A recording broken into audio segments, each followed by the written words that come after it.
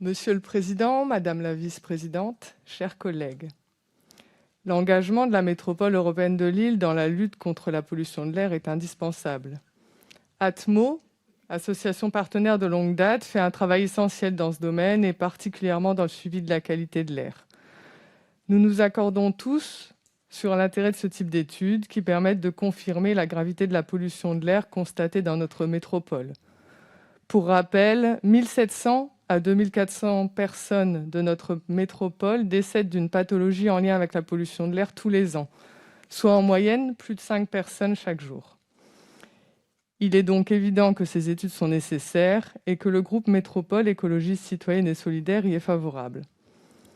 Cependant, je voudrais rappeler que l'information, la documentation n'est que la première étape de la politique publique.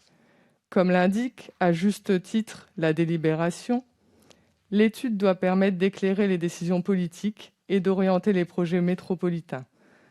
La seconde étape est donc la prise de décision, la mise en place d'actions concrètes.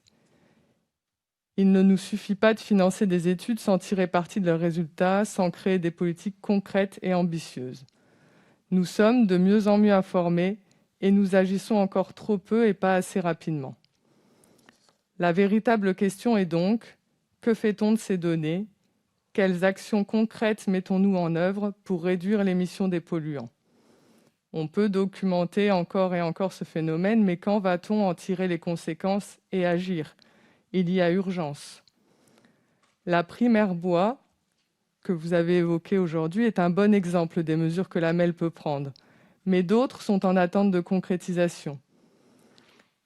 Par exemple, le principe de création d'une zone à faible émission a été adopté par ce Conseil en juin 2019, il y a près d'1 an et demi. Il l'a été sur la base d'une étude d'opportunité.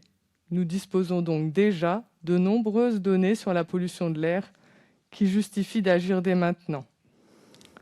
Ce sujet doit être étudié de façon à pouvoir le déployer dans une logique d'égalité sociale en privilégiant le développement des moyens de transport alternatifs à la voiture. N'attendons donc pas les résultats de cette nouvelle étude qui, certes, nous permettra de documenter un contexte spécifique qui était celui du confinement. N'attendons pas pour agir et pour avancer, sans oublier de sensibiliser nos concitoyennes et nos concitoyens. Soyez assurés que le groupe Métropole Écologiste Citoyenne et Solidaire sera attentif aux suites concrètes que vous donnerez aux résultats de cette étude, mais aussi à la concrétisation des engagements que l'AMEL a pris auparavant en matière de lutte contre la pollution de l'air. Merci.